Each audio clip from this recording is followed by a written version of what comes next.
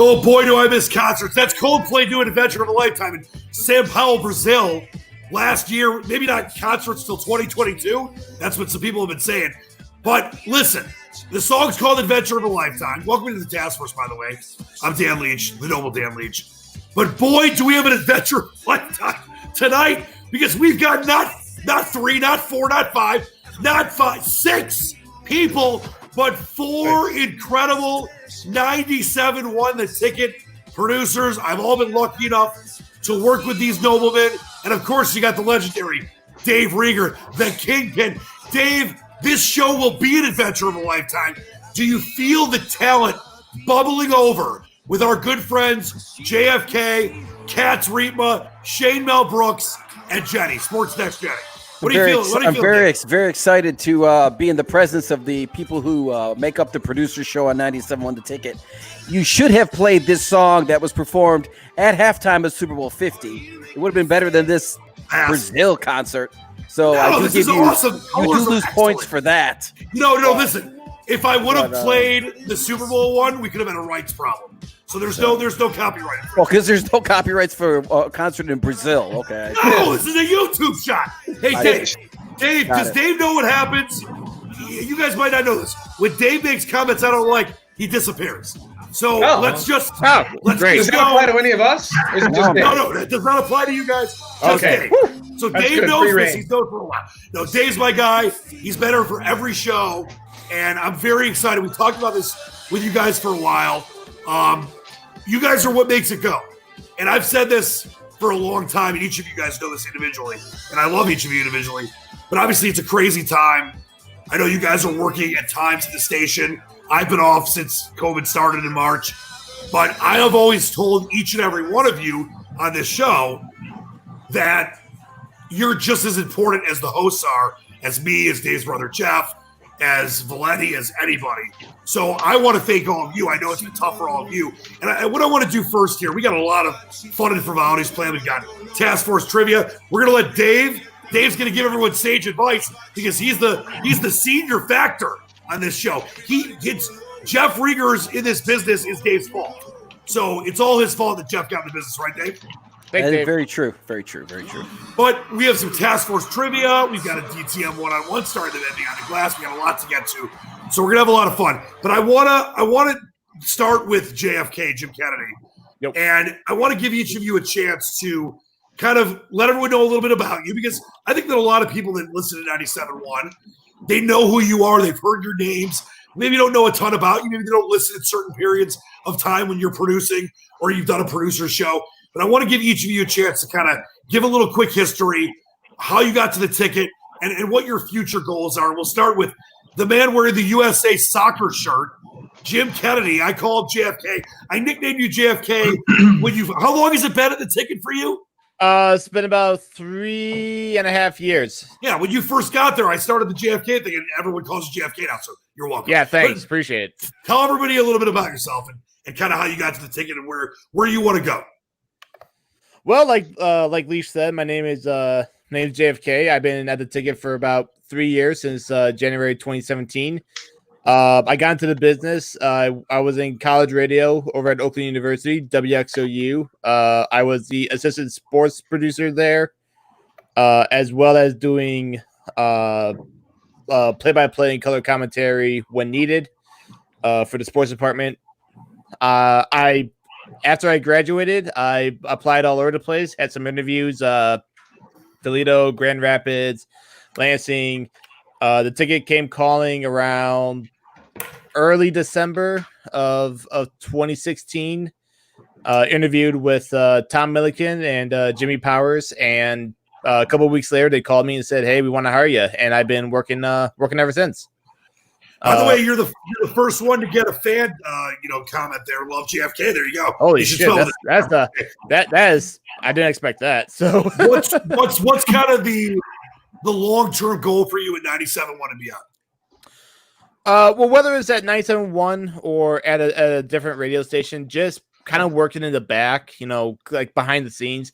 I know everyone dreams about being in front of a mic and all that stuff, and while that's fun and exciting to some, to me, I get to be more creative when I'm able to produce, when I'm able to, work on topics with the host, whether it was you in the past, Leach, or Dennis Fitzian or Jeff Lesson, whoever, just being able to be creative, be myself, not really care about it. So I'm hoping I could be, a producer full-time somewhere, whether it's at the ticket or not is kind of, we'll see where it goes.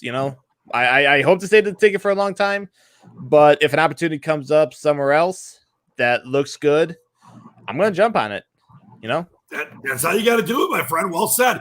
All right, let's go over to Jenny Hunatsky, who I'll tell you, there's no one that knows more about soccer at 97.1 than you. But now you've been there, if I'm not mistaken, Jenny, you've been there the longest, right? Of this group of producers, I've been there the longest. I was hired at the ticket as a promotions coordinator back in August of 2011, which feels like about 5 minutes ago. 2 years later, on September 1st, 2013, is when I started producing, doing basically the same thing James is doing. I'm behind the glass when Dan Leach is spewing his nonsense. I'm making sure he doesn't stay outside the studio for too long. I run out that door and yell, "Leach, get back in here! You're late." Yes. Leach! I can't put any more PSAs in. But I do that. But I honestly feel like I do everything at 97.1 The Ticket right now. I do the studio shows. I engineer Tiger games when Tim Jetski needs a rest. I produce Tiger games when Chuck Keller needs a rest. And that's basically everything I do at the ticket. And it's a lot of fun. Let me tell you that. No, Jenny, let me ask you this, because I've known you for a while now, and you are like the Tony Phillips of 97.1, and I know that a lot of these guys. Not sure I like that comparison, but he's a great utility man. Tony Phillips was one of my favorite guys. But you've done a lot of stuff. You've written for soccer websites before. Yes. You've done a lot of different things. What would you say is your main kind of, I don't want to say your dream, but like, what is something you'd love to continue to do or do going forward? One thing, I want to do a lot more writing. I've been writing for a website called SBI Soccer for 3 years now, where we cover Major League Soccer, the U.S. men's national team, and basically anything American soccer. We've written some USL, NWSL, and all that fun stuff. I also do some freelance work for the International Champions Cup, which, for those of you unfamiliar, is a tournament that brings major club teams to the United States. They've staged a few games here in the Detroit area, 3 of them at Michigan Stadium. Dan, I was actually with you at the last one with Manchester United and Liverpool. I'm doing freelance work for them. I've gotten to cover a couple of MLS Cups for SBI, and that's really kind of what I want to do in terms of media. Is I want to expand my soccer coverage, expand my reach as a writer, and if I can do some podcasting, some soccer radio shows, that would be great.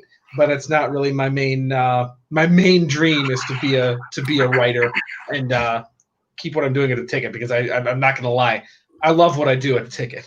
I know you do, and I'm looking at the back. You got the little flags. You got an Arsenal flag there, LA Galaxy. They're scarves, but yes. Scarves. Did I say flags? You've given me some solid soccer picks, by the way, and there's been some pizzas involved in that. But there have. I don't go hungry as long as I feed Dan Pets. Before we get to Riepma in his little downtown studio, I wanted to ask you about Liverpool. I know you and Jimmy Cat are big soccer guys. Liverpool winning the Premier League for the first time in 30 years, and the first time winning the Premier League ever. The last time they won a first division title, the Premier League didn't even exist yet. That's right. What was it called back then? It was just the first division. The first division. But the Liverpool, they won the first time in 30 years, and they did it as faster than any other team had. And honestly, since then they've kind of stopped playing. As an Arsenal fan like me can attest, Arsenal beat them just 3 days ago, or almost a week ago now. It feels like 3 days, but yes, they beat them last week, and it's just like, what just happened? Arsenal just beat Liverpool. What the heck's going on? But they essentially gave up on the season when they already won everything. Yay or nay on the fake crowd noise, which they've done since the beginning, and we're going to possibly see with the NFL or baseball. What do you think about the fake crowd noise for the EPL?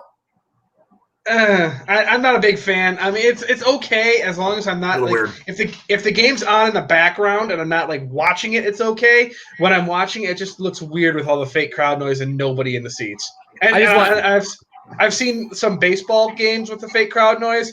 It's even worse. Just nothing. I don't want to hear any fake crowd noise during a baseball game ever. I want to jump in here and kind of agree with what Jenny is saying, just because it sounds generic. It just sounds so generic watching these games, whether it's soccer, whether it's baseball, because it's also delayed. Somebody could score, and then all of a sudden, like 3 seconds later, the crowd will go wild. It's generic.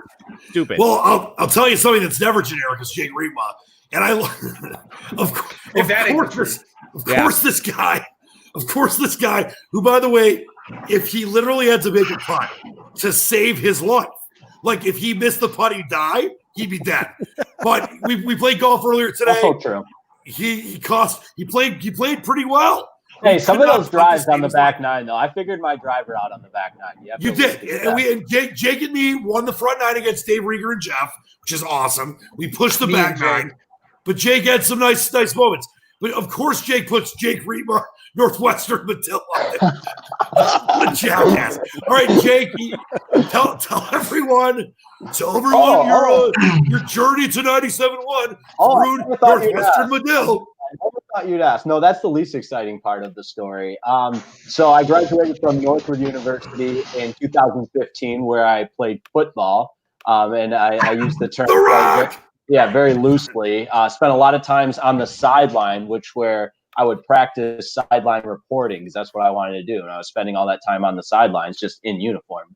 But after I graduated from Northwood, I worked at Northwood in media relations and did all the play-by-play broadcasting for football, basketball, and baseball. And then that was kind of my introduction to sports broadcasting, was all through media relations and internally at Northwood. Knew I wanted to do it on a bigger platform, so I pursued a Master of Science in Broadcast Journalism from Northwestern in the Medill School of Journalism in 2017. Had a lot of cool opportunities there, including working for the Big Ten Network, working for the Chicago Bulls, and then doing some work for the Golf Channel as well, all through Northwestern. And then in 2018, September 2018 is when I started working at 97.1 The Ticket after a very, very successful job shadow with the one and only Jamie Samuelson, who kind of put in a good word. Yeah, go Cats. Cats look out for each other. So Jamie was the guy who kind of opened the door for me at 97.1 The Ticket and introduced me to Jimmy Powers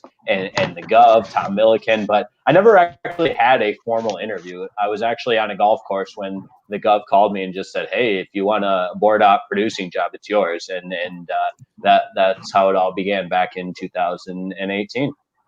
What's the goal for you? What's your kind of I guess you could say your dream position, or what do you want to do when it comes to broadcasting?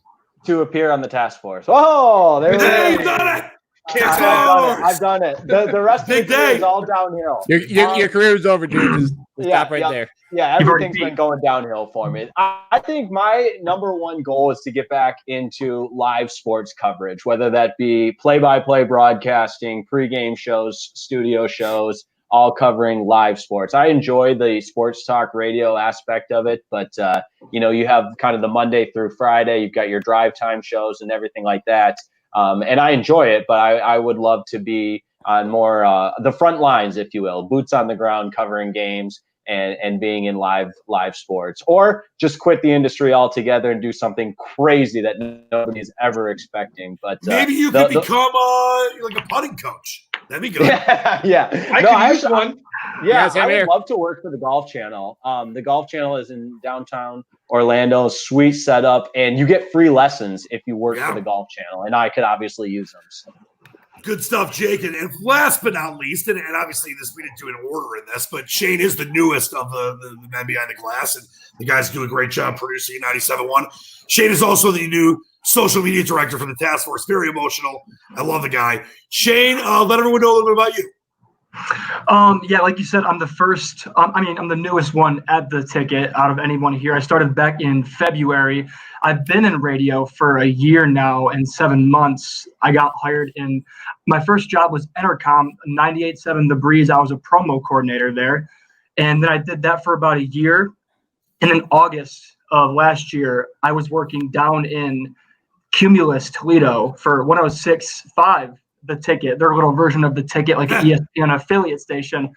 I was doing board op for them. I was also a producer. So that was like my foot in the door of programming. So I live in Monroe, which is kind of between Toledo and Southfield. So I was doing a lot of traveling. I still do a lot of traveling, going up to Southfield whenever I want to go to work or school. I'll go to school at Specs Howard right now, currently also.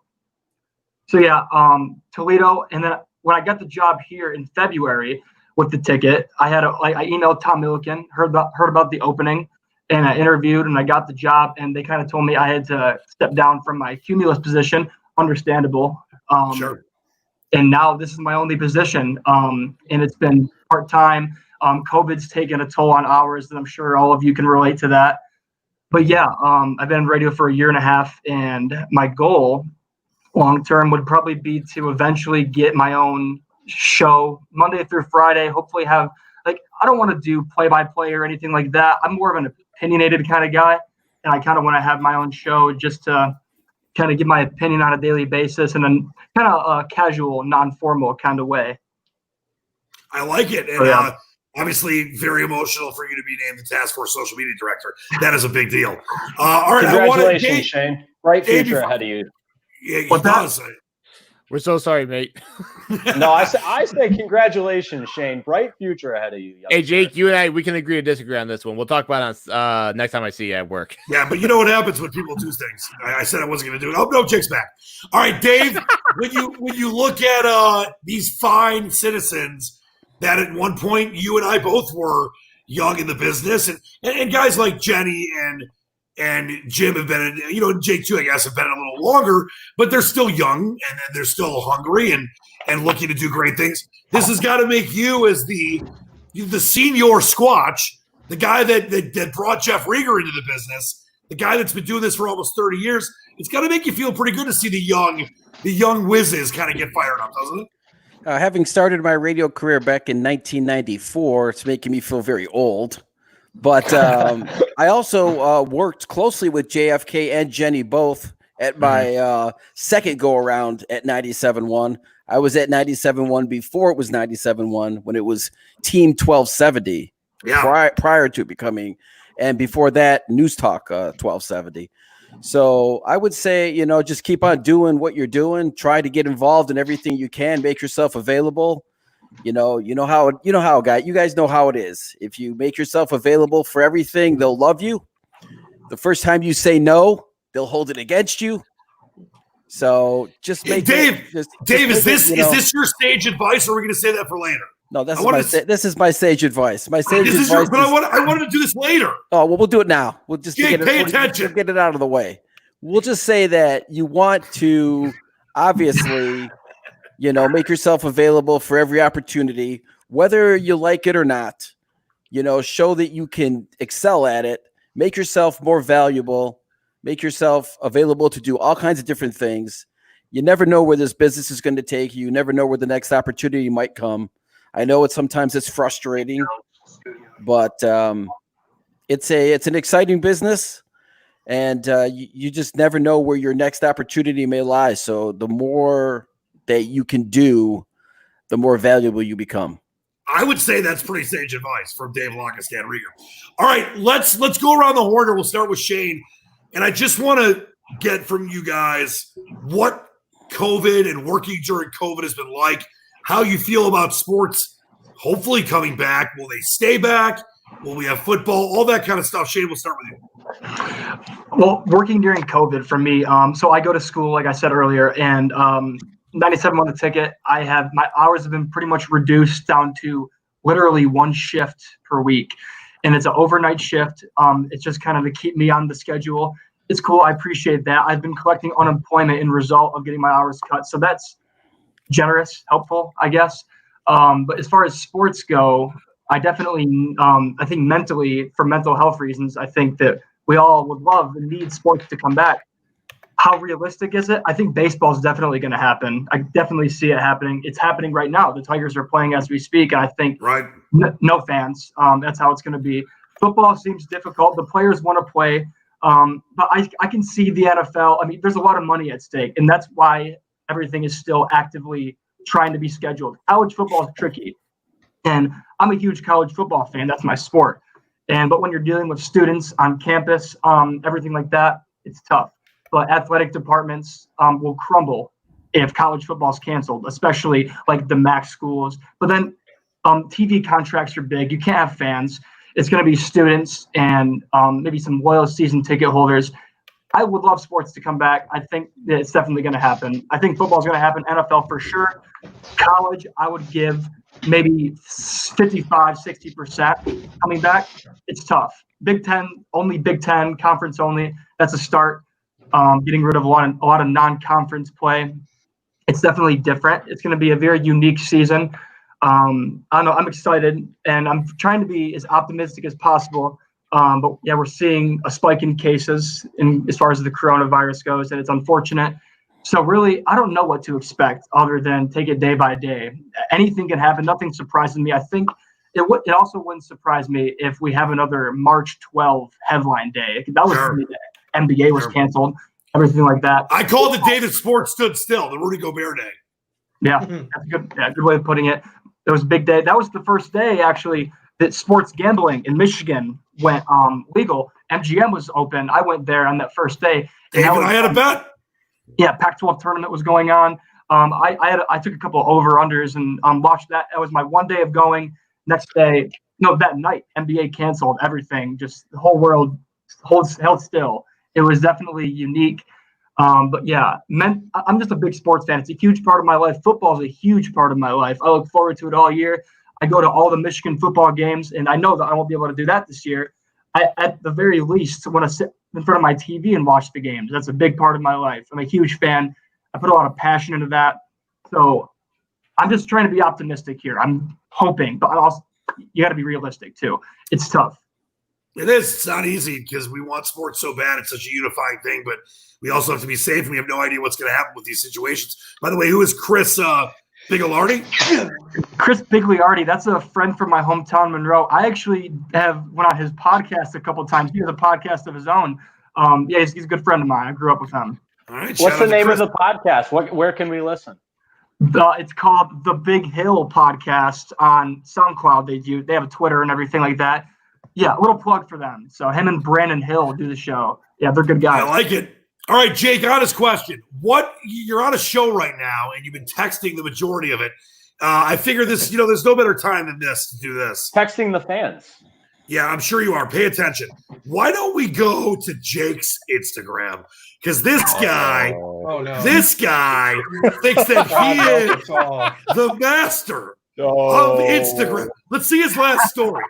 What do we got there? Ooh, just in case I missed something, the first 5 times I watched. All right, what about this? Oh, there you go. There's a boomerang of a gym. Oh my God! Were you maybe putting some Instagram posts out? What exactly were you doing when you weren't paying attention? When I had you on the task. Now, what is this? Texting fans. This is our outdoor court series. Should I go to some of these girls you've been talking to at Orange Theory? There's great pictures here. By the way, wait, are you gonna make fun of the pictures of my deceased parents too? No. And let me just say, you've had a tough year personally. Shout out and love and rest in peace to your parents, and I love them both. Appreciate that. But some of this other stuff is ridiculous. There's some good stuff on there. That's the banana boat photo reenacted. Jesus Christ! Look at this. Oh, look here, guys. Here's a Riepma action shot. I wonder if that was natural. And we had someone take it for him. It's artistic because it's black and white. Who'd you pay for that? Jake, son of a bitch. Bring it on. I want to be ripped all night. Rip me apart. No, there's no ripping. Everybody Jake, just pay attention. But I can handle it. What has it been like covering sports during the pandemic, working at the ticket? And do you believe that sports that are coming back, like baseball and hockey and basketball, will stay? Are we going to have football? Where are you at with all that? I'll keep it short and sweet with that and kind of echo the remarks of the fine Shane Vereen, as we used to call him around the station. But I think Shane kind of nailed it right on the head there, that I'm optimistic and I want for the best in all parties that are involved. And I think a lot of safety precautions need to be taken, and the NFL kind of struggled with that out of the gates a couple of days ago. But I do believe that the best foot will be put forward for each and every sport. And hopefully that means having sports back. And I know that's just kind of a vanilla blanket statement, but it's how I feel. As for me and working during COVID, it hasn't been terribly different. I'm still on primarily weekends, so the weekend shows with Dave's brother Jeff Rieger, and I on Saturday, taking over after JFK usually. So I see JFK every Saturday, and then a lot of Sundays too, and then occasionally filling in. Produced the morning show last week, and have been doing fill-in shifts on sports updates for both the Ticket and WWJ. So that's kept me decently busy. I was laid off from my other job, so that helps a little bit with the unemployment. Not bad.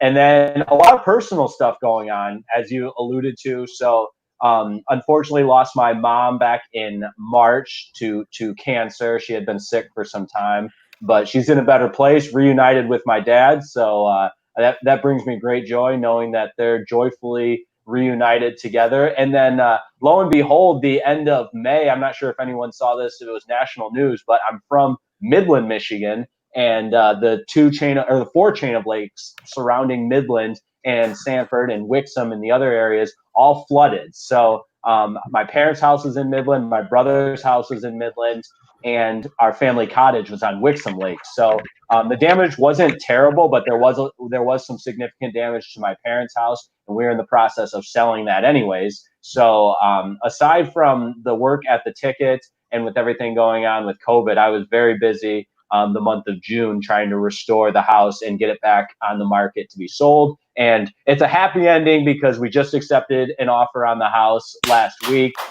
House passed inspection. Awesome. So bittersweet though, because that was the house I grew up in. So many great memories there, and I absolutely love that house. But it's one less thing to worry about. And anybody that sold a home knows how much time that takes. So it's kept me pretty busy.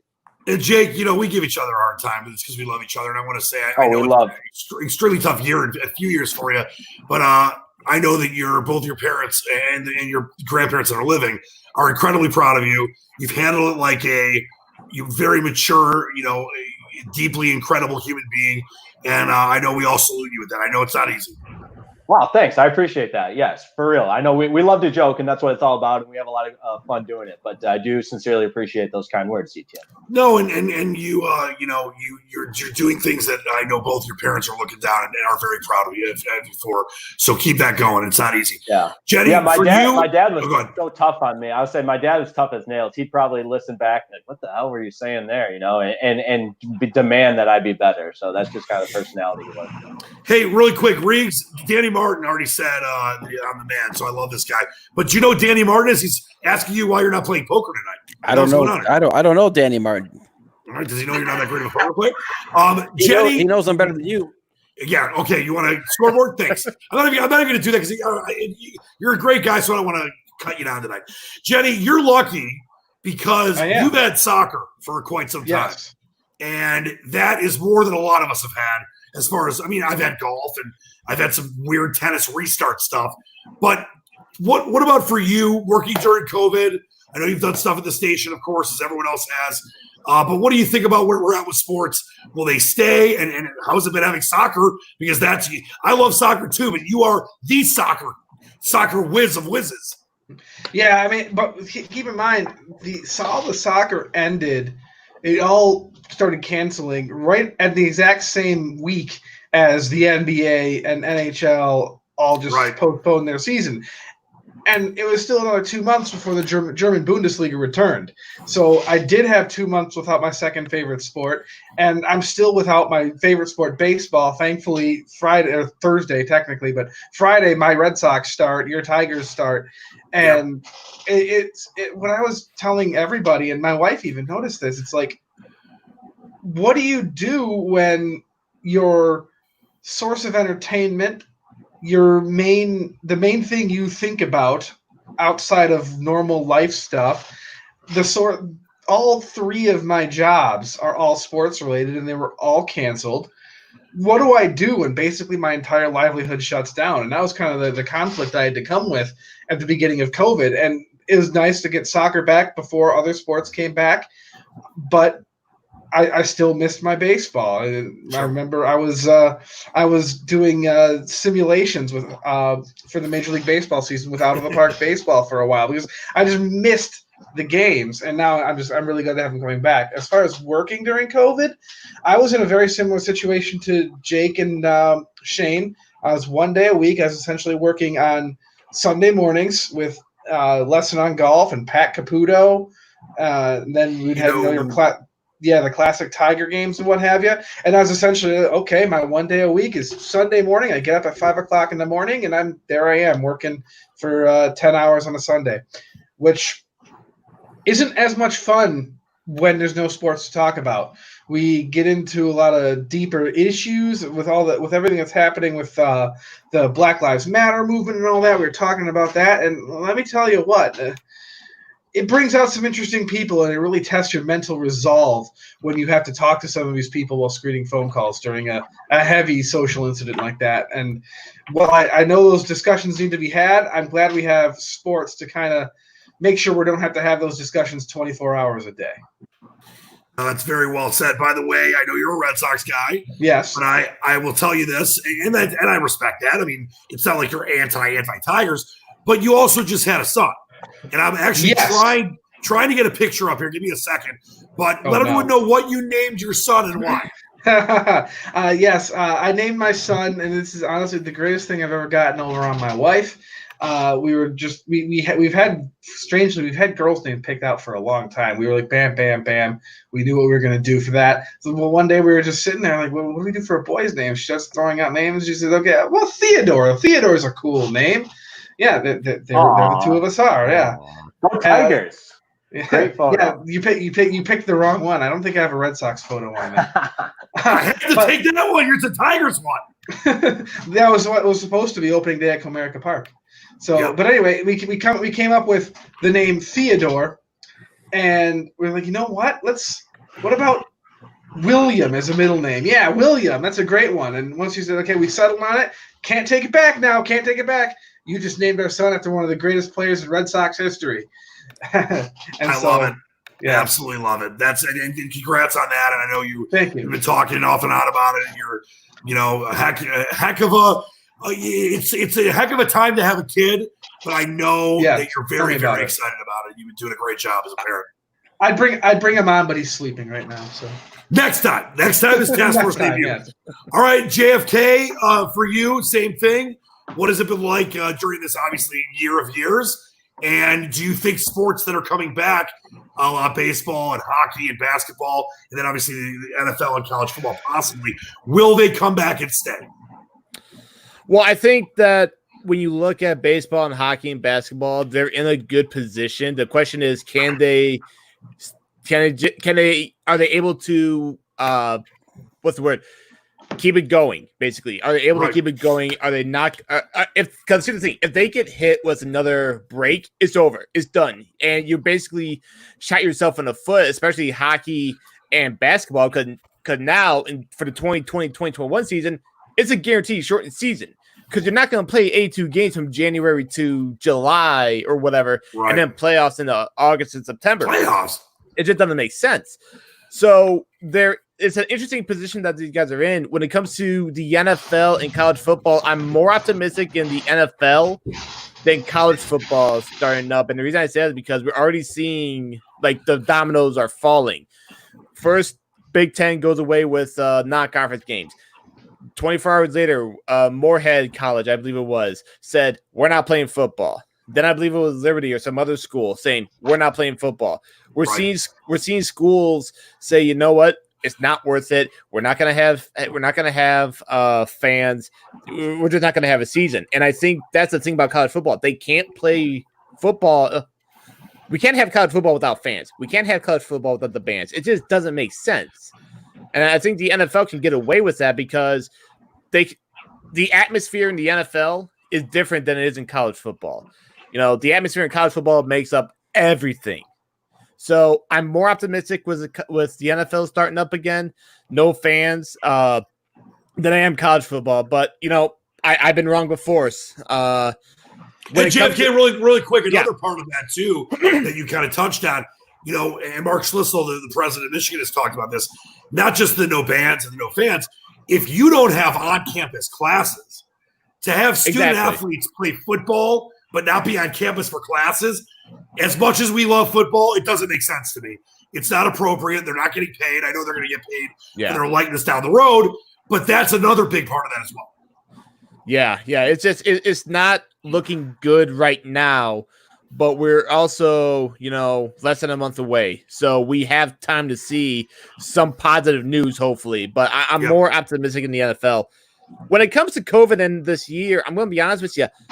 This year really sucked. It just sucked. And the reason is I had a lot of stuff planned, especially, doing stuff with my dad, doing stuff with my family. Dan, you met my dad, and all that stuff. We were supposed to go to opening day this year. COVID shut it down. We were supposed to go to the Rocket Mortgage Classic. It happened, but no fans. We were supposed to go to the Ryder Cup this year in Wisconsin. It got postponed to next year. So it's one of those things of like, I'm afraid to join an event that's not this because I'm afraid it's going to get canceled. This year has sucked. Yeah, it really has. As I said many times, and I say this with respect to all humanity, 2020 could go blank itself. That's for sure. And we just lost, we just lost, we've lost so many people in general, but we've lost a lot of, incredible, to lose Al Kaline, to lose John Lewis. It sucks, but things are going to get better. But the thing also is there is a bit of a positive with 2020 for me personally. I'm able to do things on my own time, not have to worry about, I still work at the ticket. I'm working 1-2 days a week. Jenny's got the Sunday morning shifts. I got the Saturday morning shifts. I'm still doing the Hire It Done. I'm still doing Capital Mortgage, Caputo, Jeff Rieger for 2 hours. And then Jake usually, Jake takes over and I say Godspeed to him and go from there. But I feel that for me personally, like I've been right now, this is my streaming setup. I'm on Twitch. I just got to affiliate, so I'm able to take subscribers. Back in high school, I was like big into creative writing, so I'm kind of getting back into that. So personally, I'm able to get back into a lot of things that I used to enjoy, used to love doing. But overall, like you said, Dan, 2020 could go blank itself. Tell everyone where they can subscribe to your Twitch. It is twitch.tv/JimmyCat. All one word, no cap. The Jimmy Cat can. All right, Dave, are you ready for an incredible? See, these guys peeps are all used to doing one-on-ones for me. You're going to do a one-on-one for them. I'm scared. It's going to be sick. Dave does a good job. This is a big task for the task force. It's a big. That's why it's called the task force. Yes. All right, we'll get to that in just 1 second. But before we do that, I want to talk about our great friends at Michigan's Finest. They are open now in Wayne, Michigan. There's the number. I'll give you the website here in just a second. And people have asked me, and I always will say this because I talk a lot about. I'm actually emceeing the National Alliance Mental Illness Golf Outing this Sunday, like I do every year. I'm very active in trying to help people in recovery with mental illness, all that stuff. Leach, why would you want to, partner up with a pot dispensary? Because it's legal, but why would you want to do that? And I'll tell you exactly the reason why. Because Doug and Scott have opened a place called Michigan's Finest. It is top level everything. And I had Darren McCarty on this show a month or so ago. Darren actually just released his own strain of marijuana products. But it's one of these things where it helped him get off alcohol. Their mission statement of Michigan's Finest is to help people get off opiates. And if you can get off opiates or the alcohol, and CBD or marijuana can help you do that. I don't smoke, and everyone knows that, but it's way better than the alternative. So that's why I'm partnering with these guys. I love them. They really care about their customers, their clients, their patients. You've got that promo code right there on your screen, DTM420, 10% off your purchase online or in store. Check them out. They are fantastic people, and I'm very excited about what they're doing. And I know that they're going to be around for a long time. More locations are coming. So please use the promo code DTM420. Go to the website, go in store, and check them out in Wayne, Michigan. Here's the address one more time. I will flash it across for you. There you go. Actually, let me take the banner off so you can see the full address there. But please check them out. We really appreciate them being part of the task force. It helps this show go. So thank you very much to Michigan's Finest. And they've had a really big opening, and we're really excited for them. All right, Dave, are you ready for a DTM one-on-one starring the men behind the glass? It's like role reversals.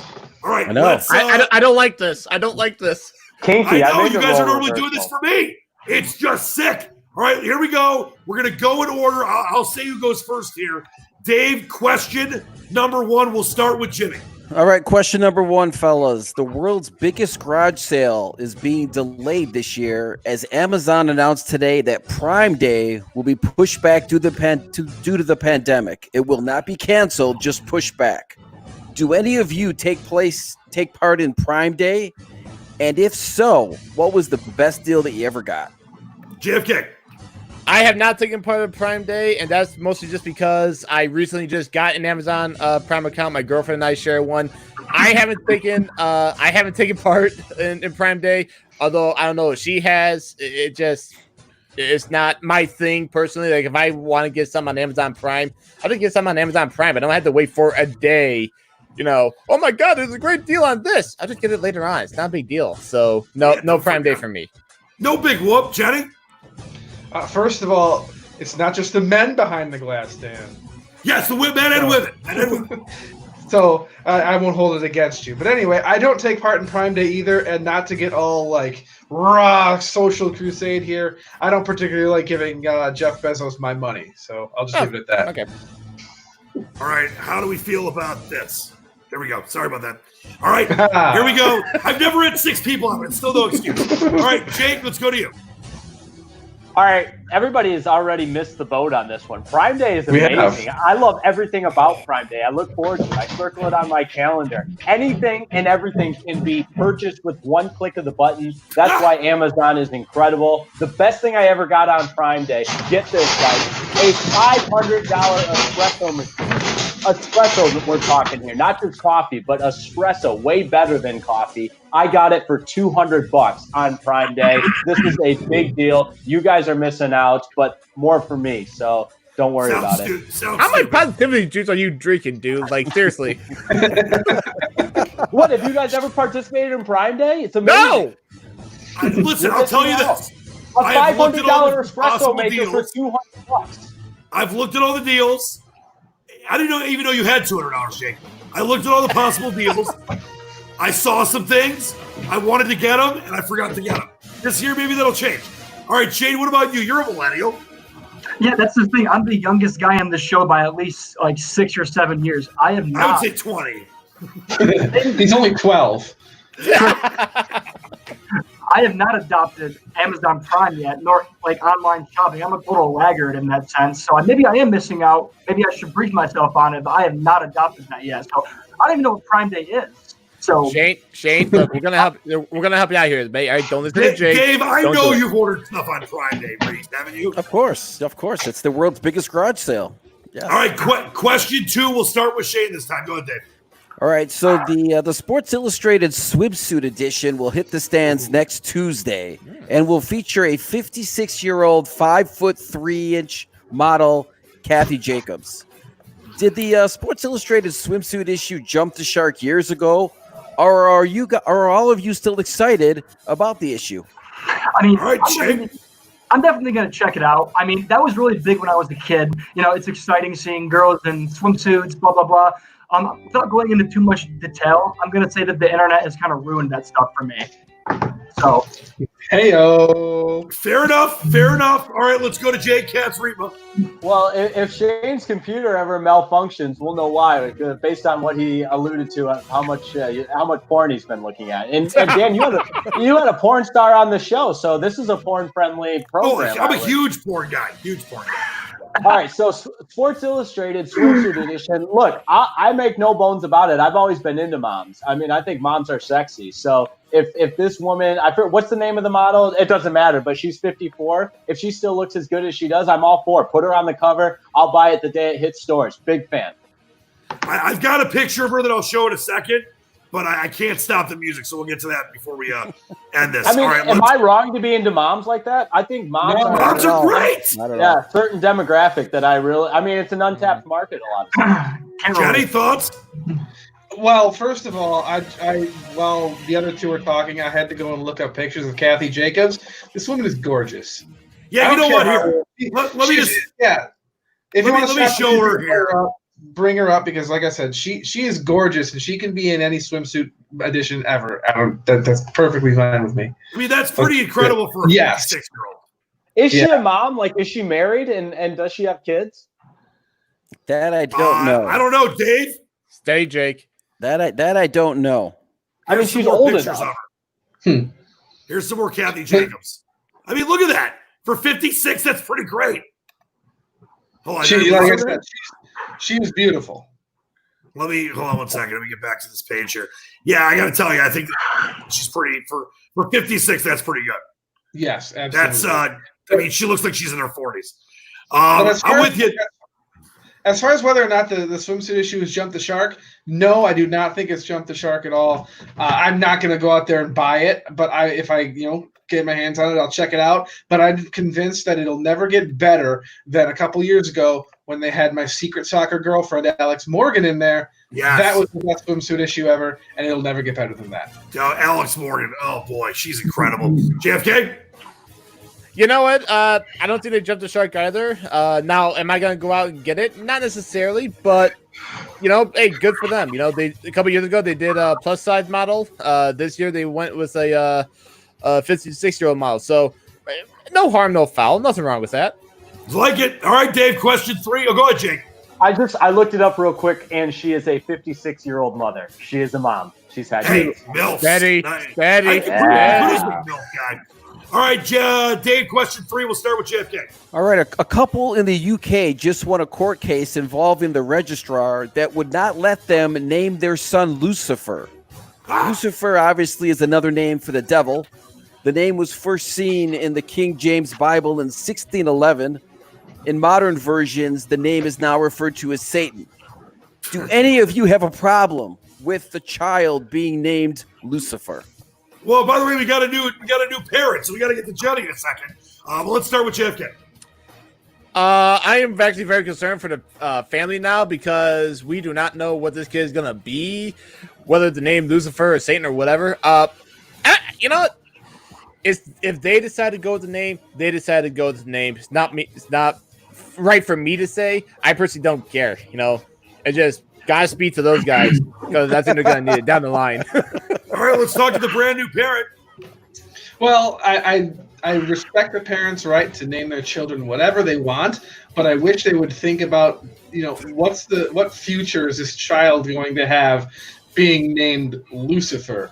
I'm just imagining all the school children just hounding on this person, just insult after insult, calling them the devil, and just, oh my God, it sounds like more effort than it's really worth. And it's why when my wife and I were naming our first child, we wanted a traditional name. We didn't want to come up with anything super crazy because we didn't want them to be target of ridicule just because of what we decided to name them because we thought we were being unique and cute. I love our friend Tony Paul weighing in saying, I think I have a problem with any child who's not named Lucifer. It's great. Jake, what do you think? With all these Orange Theory girls you're hooking up with, you're going to have kids one day. Would you allow them to be called Lucifer?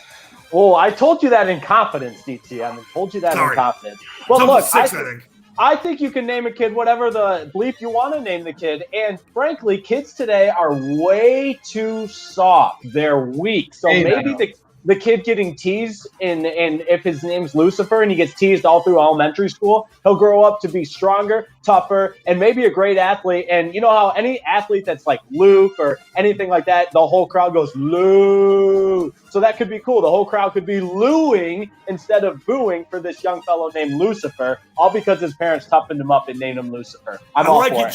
Shane, you still are a kid, so I don't know if you can answer this question. I mean, yeah, Jenny summed it up pretty well. I don't give a damn what the parents want to name their kid. It's really not my business.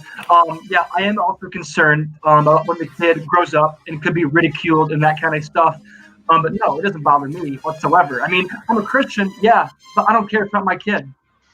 As long as they don't name a kid Hitler, I'm fine with it. All right, yeah. Dave, question 4. All right, question 4. A woman and her friend tried to steal a 65-inch television from a Walmart near Tampa on Sunday afternoon.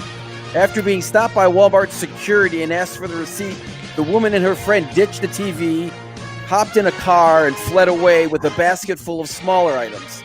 Police are searching for the duo that were caught on security footage. This begs 2 questions. First of all, who's dumb enough to try and steal and walk out with a 65-inch television? And number 2, have any of you ever attempted anything like this?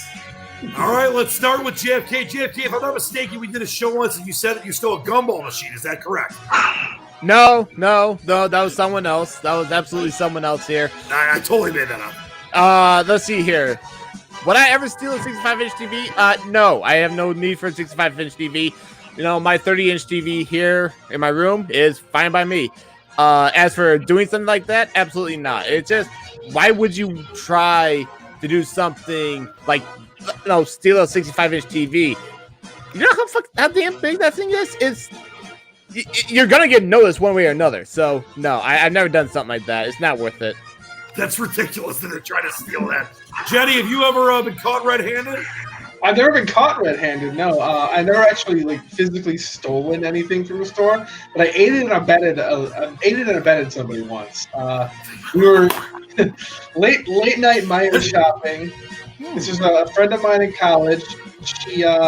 We were late, like I said, late night Meijer shopping. It's like 1:00 in the morning, and she's looking at jeans, and she's like, "I love these jeans, but they're too expensive." So I merely suggested to her that she try on the jeans in the fitting room and come back wearing her other pants over her jeans, her new jeans, and that's exactly what she did, and she got away with it. Just walked right out of the store, no questions asked. So I'll take that. My very limited criminal career is 1 for 1. It's going to stay that way. Hey, so get caught, though. Yeah. Jake, other than go ahead. As far as stealing a 64-inch TV, there's a theory out there that states if you look confident, just walk out the store with the thing, you can get away with it. I'm guessing that these people didn't even do that, and they're just trying to we're going to giving away if they're trying to be sneaky and everything. If they just paid for all their other stuff, walked out, and then just walked out the TV, they might have been able to get away with it. But again, kind of a tough sell. Yeah, I've seen stories where people just kind of walk out and they can seem like they're doing what they're supposed to. Everyone's fine with it. Jake, I know you've been accused of stealing girls' hearts. Have you ever stolen anything from a store? Listen, I consider myself a noble individual that tries to do the right thing, act with integrity, but I have been accused of trying to steal free golf, and this was a huge to-do in the Metro Detroit Golf group on Facebook, where the owner of one of the pro shops accused my cousin and I of trying to get free golf when we were just trying to get a rain check, and long story short, we got into it. Nothing ever came of it, but other than some good Facebook drama. But on another note, I've probably told some guys around here about my legendary wiffle ball tournaments in high school and college. And we would never steal anything from stores, but every year before the wiffle ball tournament, we would go to the rival high school in Midland who had this spare dirt pile, and we'd go onto their baseball field with big buckets and big containers and steal all their dirt and use it for home plate and around the bases at the wiffle ball field. And we never got caught except last year. It would have been, I was probably in college, but we were driving through Midland, not that big of a town, at 2 a.m. with all these rakes and shovels and buckets of dirt in these trucks. And we had a cop following us, and it was, all of our hearts were beating because we're all football players at Northwood. I had a buddy that was playing football at Western Michigan, and we were just envisioning the headlines of local football players get caught stealing dirt from local high school. But Fortunately, we didn't. We were always successful, and the wiffle ball tournaments were legendary every single year. It sounds like such a Jake thing. Local high school kids get a trophy for stealing dirt from a local high school. It was a rival high school. Shay, you seem pretty clean cut to me, both figuratively and literally. I'm doubting you ever stole anything before. You have that one right. And going back to Jake, I'm not worried about him stealing anything except my girl. So that's about it. Did you hear? He's into moms, so you don't have to worry about that. Shane's been posting stuff on Instagram left and right with his girl, man. I'm not going. She's wifed up. I'm not going anywhere. Jake, don't make me go back to your Instagram. Don't make me do that. Wow. No, Shane's the one posting on Instagram, not me. No, I'm just saying, don't make me go back to your Instagram and make fun of it. Go ahead, Shane. The closest thing that I can relate to me ever stealing, which was not intentional, sometime in the past few months, leaving Walmart, buying groceries, you get out to the car, loading your bags in the trunk, and you notice that the case of water sitting under the cart wasn't scanned, and then it was more like it would have been an inconvenience to go back in and pay for it, so I just drove off with it. So that's the closest thing to theft I've ever had. All right, I'll allow it. All right, let's hit out of the park as we always do with question number 5. Shane, you're up first. Dave Rieger. So one of the worst activities you can do in the middle of a pandemic is attend a large gathering with thousands of attendees. But researchers in Germany want people to do just that. For a project called Restart 19, scientists at the University Medical Center at Miami plan on throwing a concert for 4,000 fans with a German music artist in an indoor arena to simulate how people gather and spread the infected germs. But there's a catch. Participants must test negative for the SARS-CoV-2, the virus driving the pandemic, and wear a mask at all times aside from snack and outdoor breaks, according to the website. So the question is, are any of you signing up for this experiment? Shane, this seems like something that's right up your alley. I mean, is it like, can I actually sign up for it? Because I actually wouldn't be against that. I think my chances at testing negative would be pretty good, especially if you're cautious and you're smart about it with a mask and washing your hands. Don't touch your face. I didn't hear it all. What was the incentive again? You see a concert. That's cool. You see a concert with a German band. Yeah. So maybe it's Hasselhoff. I don't know. What's the band that Jetski loves? Rammstein. Yeah, Rammstein. Maybe Rammstein plays. I don't know. Well, I mean, I'd go. I'm not paying for a flight to Germany, though. No, this is going to take. I think this is going to take place in Miami, actually. I'd go to Miami. I mean, when is it? I would so do that. To be honest with you. Shane's in. Jake, I bet you can bring one. You can bring one of those gym rats with you. What do you think, Jake? Yeah, I'm with Shane, though. I think you got to work backwards on this scenario and find out what the incentives are. Like, are they comping me? Is there some kind of reward? Because I think if you kind of, quote unquote, test fate and survive this petri dish of a concert and test negative before and after, that you should be rewarded. And so therefore I would look at it like a challenge, like an event that I need to win this contest. I need to be compensated for it. And if I deemed it a valuable enough compensation, sure, I'd be in it. And I think I'd win. Oh, of course you do. All right, Jenny, you're a new parent. I'm doubting you would do this. I would. A younger, less parental me probably would have considered it, assuming that there would be A, proper incentives, B, some sort of guarantee that you're going to cover my lost wages while I 2-week quarantine after the concert, because I don't want to be spreading the disease to anybody else. But one thing I don't understand about this is, okay, you want to spread this, you want to learn how this disease spreads in crowded environments. Are you going to stick somebody with the disease in there to make sure that it's present? Because otherwise, if nobody has the disease, you're not going to get much in the way of results. So it feels kind of like a pointless experiment if you don't actually have the disease present. I can tell you someone that's going to do it. The Rock! All right, go ahead, JFK. Yeah, it's a big fat no for me. No. I've been saying, as long as COVID's been around, I wear a mask, I social distance because I don't want to kill my grandmother. Okay, I don't want to do that. It's to me, we're already seeing people gathered. It doesn't matter if social distancing, wearing a mask or not. There's no point in going out to a concert to see a German band that I've never heard of before, whether it's Rammstein or whatever. I don't care. It's a big fat no for me. I have no issue staying here in my house, playing video games. Whoever wants to go there, Shane, Jake, you got guys, have fun with COVID. That's all I gotta say. Beautifully said. Dave, if they gave us like 15 poker buy-ins, would we do it? I'm not going there now. All right, beautiful job by you, David. A great job by all the men behind the glass. Who won the one-on-one? Definitely not you. I'm going to give it to Jenny. It's like around the horn. We should get points, you know? No, it's a tie. It's a tie between JFK, Jenny, and Shane. Jake, you finished the last. I do feel very Tony Reales. Yes. You did a great job. No one. The Rock won. The Rock. All right. Great job by all of you guys. We're gonna have now. There will be a winner for this coming up next. We do have Task Force Trivia. This is gonna be sick, but I need a.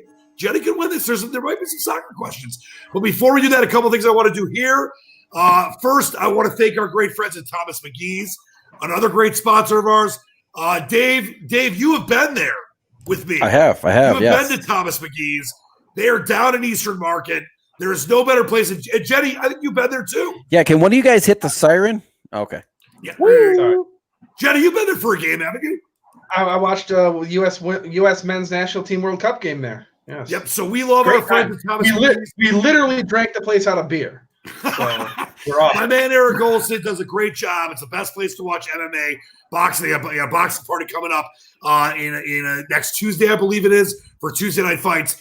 It's been tough with the restaurants kind of getting shut down, open, back shut down, but they're doing a great job. They're very supportive of this show, so we want to thank them for being part of the task force. They make it very possible for the show to happen. But also, our excellent friends at Am Wager, brand new sponsor that has just gotten involved. Sports might be shut down in many ways, but horse racing ain't. And I love playing the ponies. Dave, I believe, did you say you hit a trifecta yesterday? I hit a quinella. Yes. You don't even know what a quinella is. Yes. But check this out. Go to amwager.com, put in the promo code TASKFORCE. You get a free $10. No deposit needed, no strings attached. Do whatever you want with it. You can bet, Dave knows this. I've bet $3 on a superfecta in an Australian harness race at 3 a.m. Eastern time and won $333. So take the 10, have fun with it. But if you also want to deposit money, if you give them the promo code TASKFORCE, even after you lose the $10, they'll match your first deposit up to $100. Also, daily cash rewards for playing on top of the match bonus. Check them out, amwager.com. We love these guys. Horse racing is super cheap.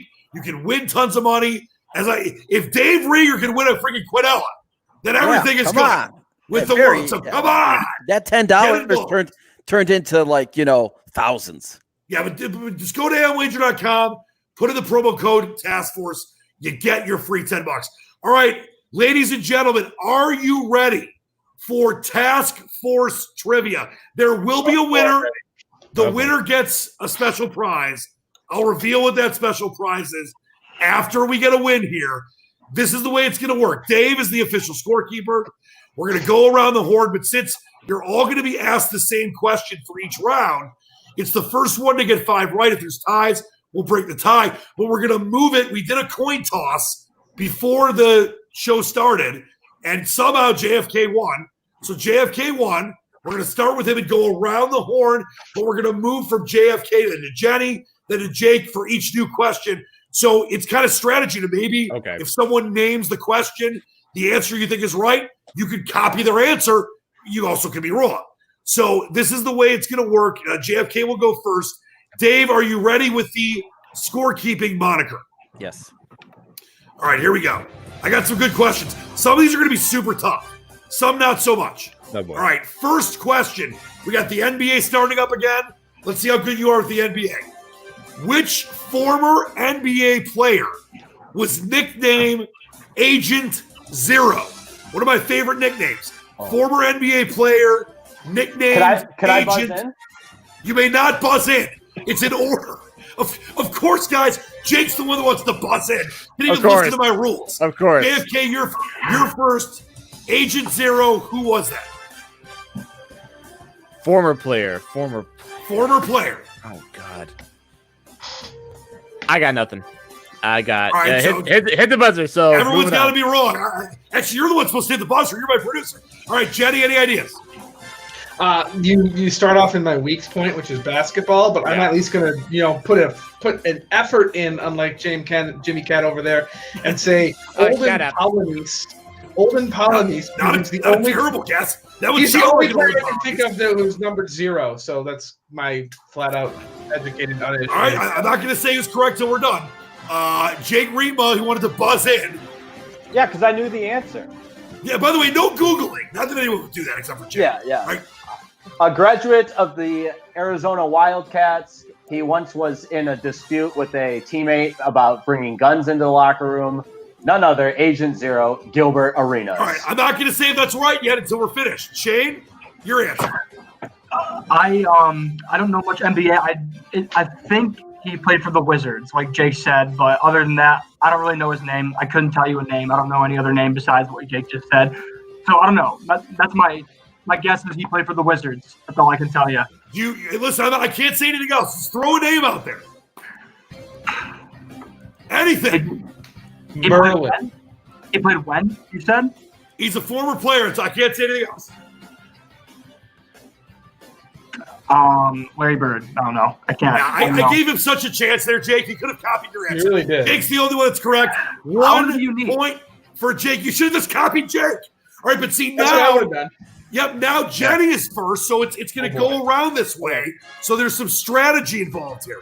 All right, Jenny is first here. This is a little off the radar, but we're gonna make this. It's considered easy. What is the national governing organization for the game of tennis? What is the national governing organization? I'll give you an example. Like for track and field, it'd be USA Track and Field. What is it for tennis, Jenny? Is this global or just American? Let me just double check. I'm pretty sure this is American. Just for the USA. Okay. In which case, I'm kind of waffling between two different answers here. I know not much tennis. I'm going to say the ATP. Okay. Well, all right. Well, I can't say anything yet. Jake? UTSA. Shane. Wait. USTA. Sorry, USTA. Sorry, you gave an answer. I got to take the first answer. I was in the middle of saying USTA, United States Tennis Association. So. All right. So Shane, JFK. USTA, United States Tennis Association. All right. Jake is wrong. Jenny is close but wrong. JFK and Shane get a point. Jake. All right, I'm dyslexic. I got my letters mixed up. Yeah. Okay. You honestly thought that it was the University of Texas at San Antonio. All right, here we go. So I want to get Jenny on the board here. Dave, this isn't a question, but I need to know. Actually, wait, doesn't it start with me now? Yeah, it starts with Jake. But Dave, guess what? One of my possible questions is, what's the highest score possible in 10-pin bowling? Dave's got 9 of those, 300. All right, let's see. 0. I've got so many questions. Dave, you have 9. I want to do somewhat of a hard one here. Let's roll together. All right, I've got one. You got it, man. Okay, starting with Jake. This might be unfair, but I'm picking him randomly. In high school football, how long is each quarter? High school football, how long is each quarter? Jake. 12 minutes. Shane. 12 minutes. JFK. 12 minutes. Jenny. 12 minutes. They're all correct. A point for everyone. All right, so if I'm not mistaken, Dave, it's Jake, JFK, and Shane with 2 each, and Jenny with 1, right? That is correct. So there's no 1 to 5 in copying an answer. What's that? No, it's strategy. That's why we're moving the goalposts as we go here. Now Shane goes first. You get it, Jake? Stop complaining. All right, let's see. Ooh, this is a good one. All right, this is a real good one. We're going to stick with football. We're going to go pro. Who is the winningest coach in NFL history? Oh. The winningest coach, NFL history. Shane's first, then JFK, then Jenny, then Jake. Bill Belichick. JFK? I'm going to go Don Shula. All right, Jenny? Bill Walsh. Jake? Is this most Super Bowls or most all-time wins? Winningest, it's no Super Bowls. It's winningest coach. You know what that means. Wasn't your dad the winningest coach at Midland? What was it called again? Northwood? Yes, he was. Northwood, yeah. So the most wins, not Super Bowls. Well, they don't play a Super Bowl in college. You know what I mean, Instagram boy. So it's impossible to win a Super Bowl. Dave, should we eliminate Jake just because he's a jackass?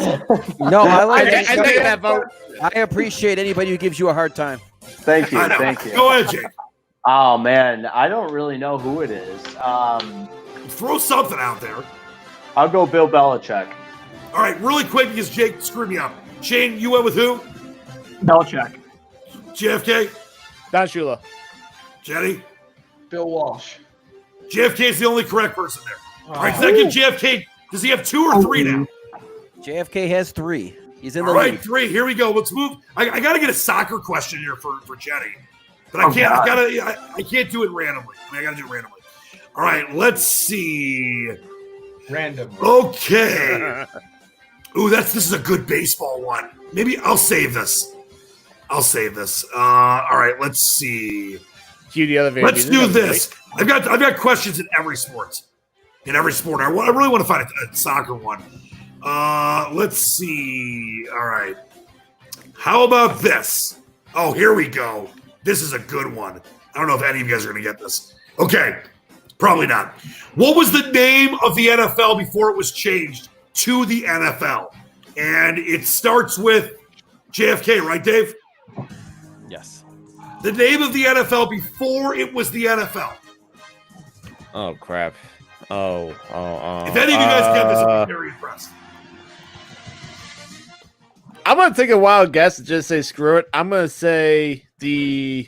If you just give me the letters, the initials, that's fine. The NFA, National Football Association. All right, Jenny, any ideas? I've been racking my brain because I feel like I should. I did not know this. I didn't know this. I feel like I should. I'm going to say. Hey, our good friend Zach Davis is watching. Zach, the Squatch. Hey, Zach. I'm going to say the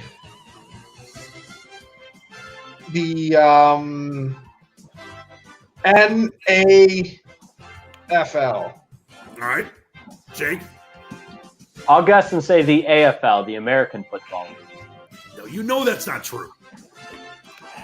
No, I should have said that though, Shane. The APFA. Shane is the only one that is correct. The American Professional Football Association that was formed in 1920. By the way, my laptop is running out of juice here, and we're back. Until 1922. All right, so what's that scoreboard now? We've got JFK 3, Jenny 1, Jake 2, Shane 3. All right. I'm really going to find a soccer one. It's only fair. Ooh, this is a good one. I don't want to keep doing NFL questions. Now, no one's going to get that one. I don't want the soccer question when I'm first, so. I know. All right, come let's on. see. Actually, I'm going to cheat from you. Oh, this is a good one. This is a great one. All right, we'll go ahead. All right, you guys bet. Well, I'm not going to say anything else. All right, this is Jenny's question first. Which player in the 2003 NBA draft was taken between LeBron, number 1, Carmelo Anthony, number 2?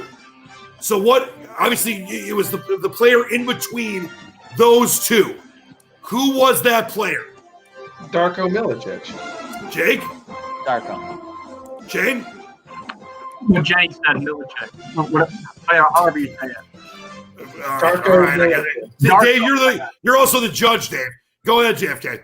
Darko. That is correct. And I was at that press conference with Joe Dumars at Continental Airlines Arena when he said, what they thought about Darko back then. All right, so what's the scoreboard now? Is someone one away from victory here? 2 people are 1 away from victory. JFK and Shane at 4. Jake at 3, Jenny at 2. Now, if you guys tie with 5, then we go to a tiebreak. So Okay. It makes it totally fair. All right, here we go. Yeah, I love this. Oh, wait, no, hold on. That's not what I wanted to do. I thought it was a soccer question, Jenny. It's only Music's fair too loud. Somebody just messaged in the music's too loud. Yeah, I know. That was an accident. That was a total accident. All right, let's go with this. Oh, this is a real good. No, that's stupid. I thought it was something different. You guys know talent can't run the board. Come on. I don't think anyone's going to know. They have us. Yeah, I know, right? Throw it out there. Exactly. That's why I know it. That's why I love my producers. All right, I don't think anyone's going to get this, but it's a fun question to ask. This one starts with Jake. What year did Michael Jackson perform halftime of the Super Bowl? Michael Jackson halftime of the Super Bowl, and obviously the year would be this. It's the year of the season of that Super Bowl, not like the January, February of that year. Jake? Okay. I only remember Janet Jackson's Super Bowl. I was at that one, Nipplegate. I don't know. I thought these were sports trivia questions. This sounds a little bit Thank you, Jake. That is a sports trivia question. Very entertainment. Yeah, okay. I'm not going to make them easy. Throw a year out there. I'll go to your DMs on Instagram and show them on the show. Hurry up. You can't pull up my DMs. Answer the question, Jake. You're still 1993. Shane. I'm going to go 93 also. JFK. I'm going to go 1990. Jenny. 1991. Shit factories. Jake and Shane got it right. Does that mean Jake has 5 now? Shane is your winner. This game Shane's sucks. the winner? Whoa, Shane is your winner. Shane's the winner. There you go. Me. This is a stupid game. You know, you're. Guess what happens when you say things like that? This is not what we signed up for. This is not what we signed up for. Peace be with you. All right, you guys have been great. Before we go here, there's a couple things I want to do. What's Shane's special prize? Yeah. Shane's prize is love and adulation for me. Yeah, that's what I thought. I don't need that. I told you guys.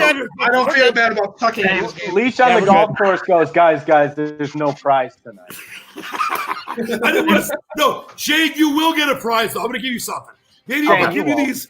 How about this? How about these Tiger cards from last year after Castellanos got traded and they handed out the Castellanos cards? I got a Shane Green, too.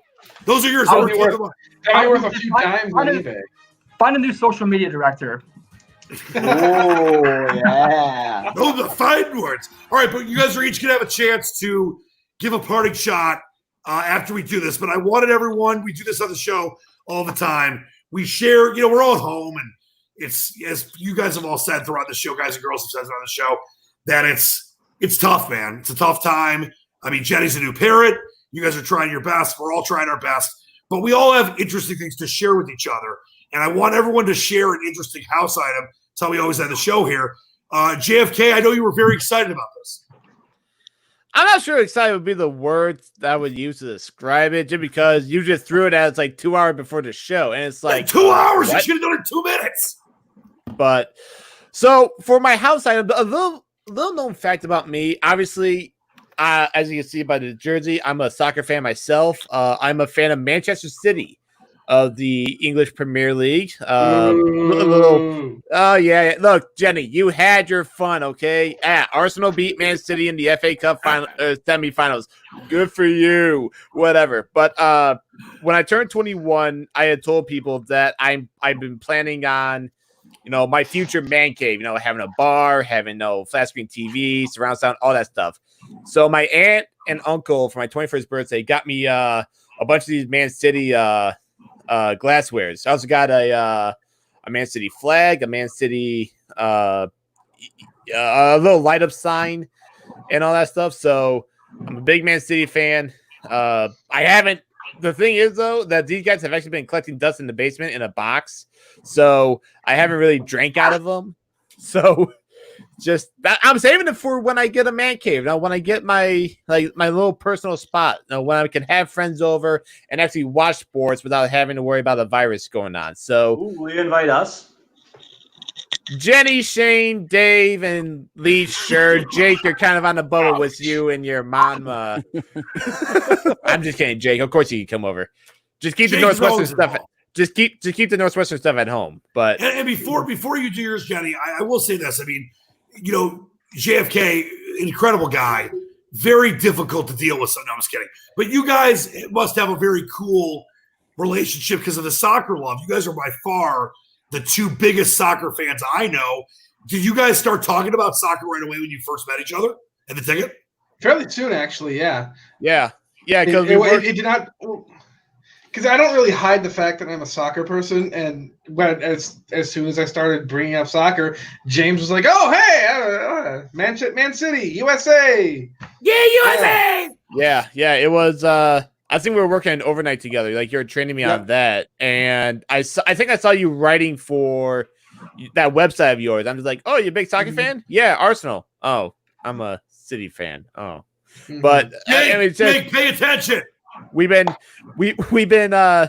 like we talk soccer back and forth anytime like we play each other. Obviously, there's smack talk and everything. Sure. But anytime Arsenal kicks some team's ass, I'll shoot him a text like, "Wow, holy crap." Anytime Man City does the same, he'll be like, "Wow, why did you just rip these guys a new one?" So it's that we're friends except for 2, maybe 3 days out of the year if we play each other, like in tournaments and all that stuff. But yeah, it's that nice little relationship that we have. We have a sport that we can connect with. And actually, Jenny took me to my first DCFC game. I did. This past season, which was a lot of fun. If you've never been, go. 2 quick things. Jake, is that one of your Northwood wackos, Nick Gill? That's not my buddies. Oh, it's one of your buddies. Yeah. All right. By the way, bad news. Tigers lost 9-7 in the exhibition. And Shane, I don't know if I like this guy's name. Zergmurger, whatever the hell that means. He said your prize is that SI magazine. Yeah. There you go. Yeah. There you go. All right, Jenny, what do you got for us? Well, I thought about doing something soccer related. I mean, you guys can see that's a small selection of my large collection of soccer scarves, but I'm not doing that. I'm actually going to break the mold here and reveal a new part of my personality that even the most diehard listeners of 97.1 probably don't know much about. I am very much into outer space and amateur astronomy, so I have here. Wow. If you can see it. Oh, you got a legit telescope. Wow. I have a legit telescope. It just kind of chills here in my office where it's more or less a display item at the moment because I live in Madison Heights and there's a lot of light pollution. But every now and then I like to break it out. You can see some planets from my backyard. Jupiter, Saturn, and Mars and Venus are often pretty good. And I actually had it out the other day so I could check out the comet. I didn't have it for this past one, but I have gotten a look at there's a lunar eclipse on early January. It was like 0 degrees out. So I pulled my telescope out for that, but I pulled it out recently to look at the comet that is in the northwestern sky right now. And let me tell you, it looks really awesome. And if you ever have a chance to just poke around with a telescope, look at some stuff in the sky, you'll just gain a whole new perspective of where we stand in the universe. Awesome. You could not have said that better. You know, big space guy, too. We talked about that. You produced about it. My neighbor friend brought out a telescope like that for that eclipse, and you can see Jupiter, and you can see it's awesome. You're so right about that, though, Jenny. It gives you perspective on, obviously, it's a crazy tough year.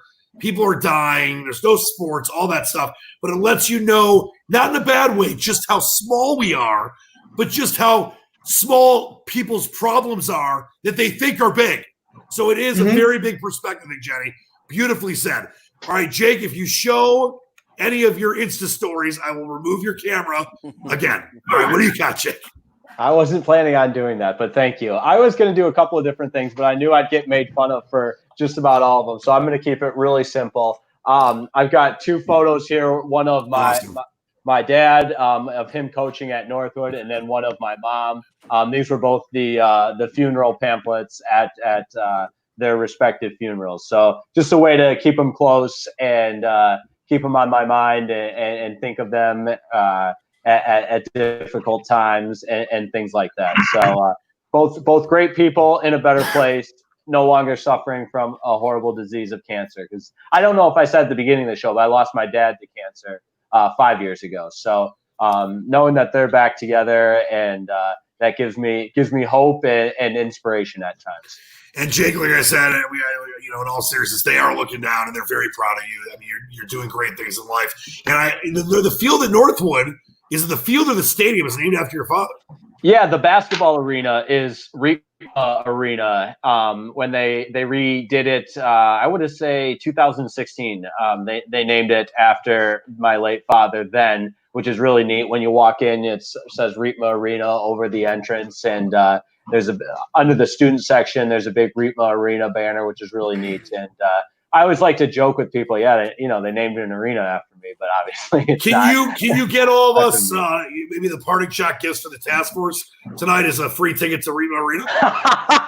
Yeah, anytime you guys want to go watch some Northwood basketball, any Northwood athletic event, football. But I know we joke about this, but it's great football. I mean, I played against some guys that went to the NFL.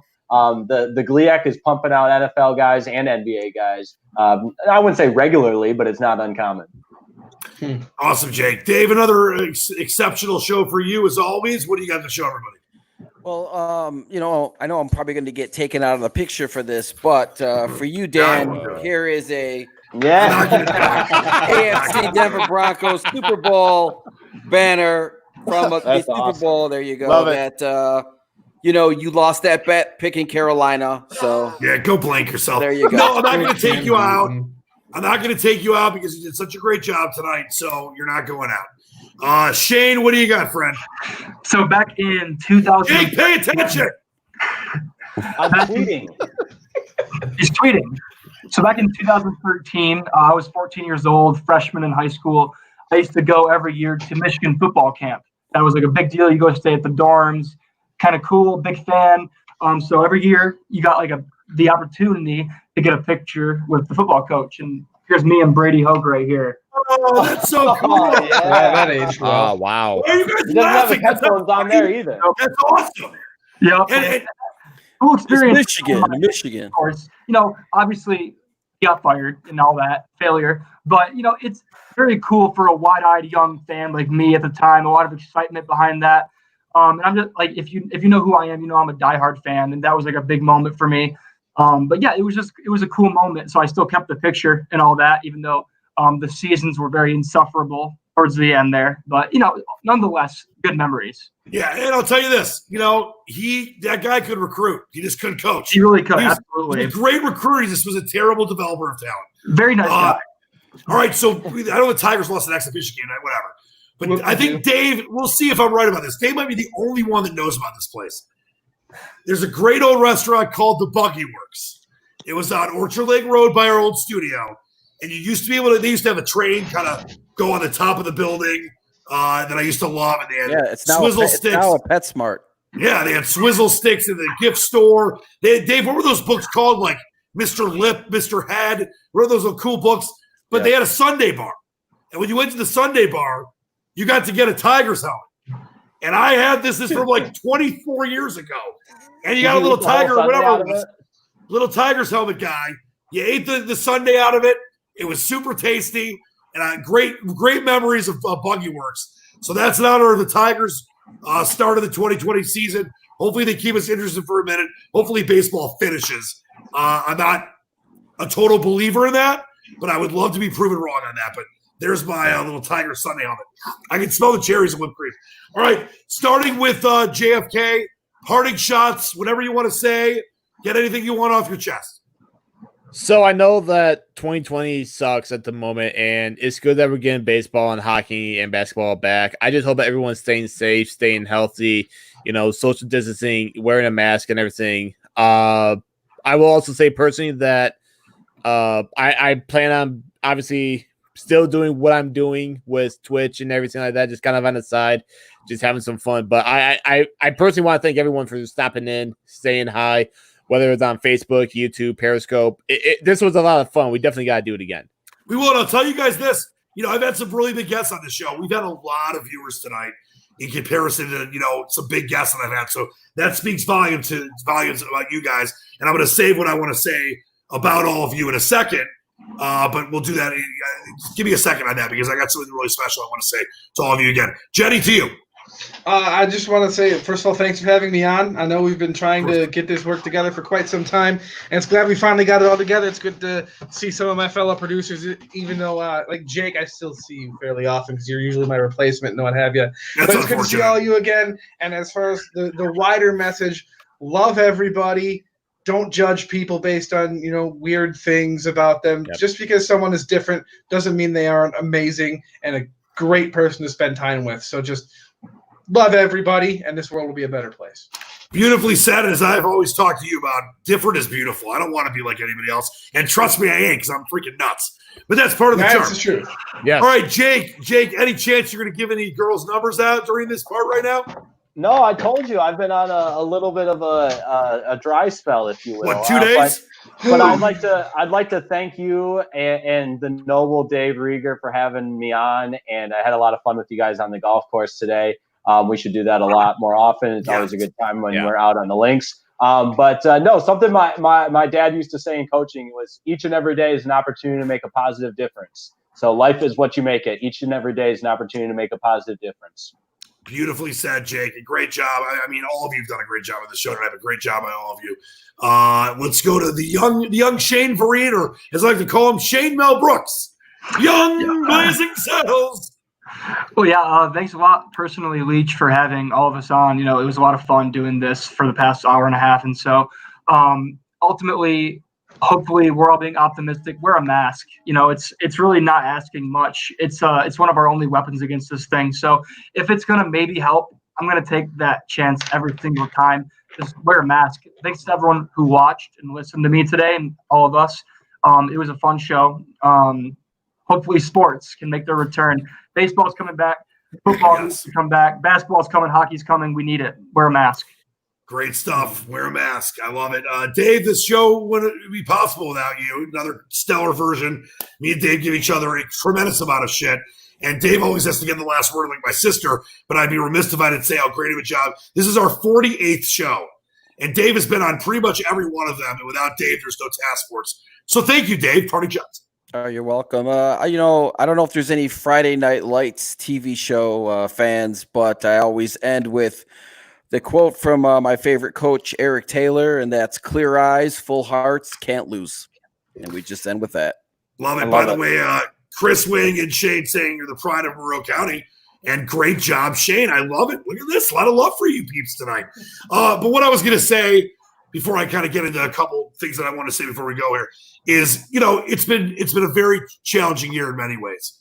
And I've worked with all of you, Shane, not as much, but many, many different times. And even the few times I've worked with you, Shane, I truly enjoyed it. You always came up with great stuff that, the 15 things I always ask people to get for me. You guys all know that. You guys and girls all know that. But it's been tough because I haven't been on air since March. And Dave knows this. I started this show because I wanted a way to connect to people that aren't able to hear me anymore. And the bottom line for me is each and every one of you, and I've known some of you longer than others, I've tried to, and Jake, I've talked to you about this many times going to the beginning. I know, Jenny, you and I have talked to JFK as well. I don't know if me and Shane have really talked about this specific thing. I think when you first got there, Shane, that all the shows, all the 7.5 years of shows on the ticket that I've done would not have been even close to what they were without all of you. And I think that it's not that most people don't realize this, but in our business, it's crazy. And you got listeners that don't know how things work. I think that there's people that just don't understand how important all of you are. Now, I might not have been on air since back then in March. You guys have been working the best you can. But going back to the last, 7+ years or however long I've worked with each of you, you have made what I do so much better. And I know that other people thank you. I'm not saying that people don't.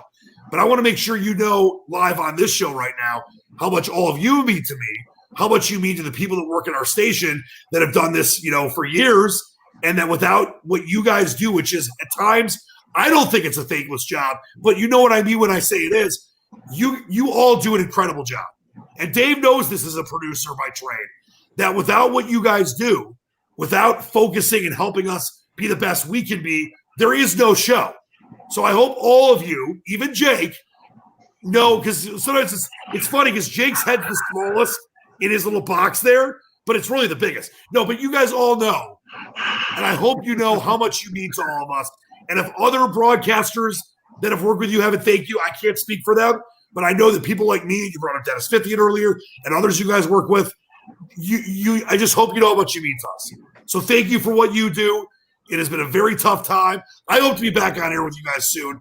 But from the bottom of my heart, all of you have done tremendous things for me on a personal level, and I want to thank each and every one of you for that. Thank you, DT. Very welcome. Thank you. All love, even though you rag on me more than anybody else. I wonder why. I mean, exactly. I'm going to end it on a positive note. But as I always like to say, wash your hands, spread love, not hate. And that, yes, it's a tough time. People are angry. People are scared. People are dying. If, as you kind of said, Jenny, if we could just put love into the world and not hate, we will be in such a better place. And I'm with all of you. I hope sports come back and it comes back to stay at a safe level for now. But if they don't, we'll get through this. We'll get to the other side. And just don't forget how lucky we are to be alive and do the things we do, even when things get tough. So for each and every one of you, thank you again for what you do. We will definitely do this again. Yeah. For Jim Kennedy, JFK, the great Jenny, Winotsky, Jake Riepma, Cats, Dave Lockistan, Kingpin Rieger, and Shane Mel Brooks. Thank you to all of you. I'm Dan Leach. We got Jennifer Hammond coming up on Thursday. They start great sponsors. Amwager, get that free $10 with the promo code Task Force. Of course, Michigan's finest cannabis company and our boys at Thomas McGee. Until next time, for all the noblemen and women, thank you very much. Task Force out. Peace sticks. Follow JFK on Twitter.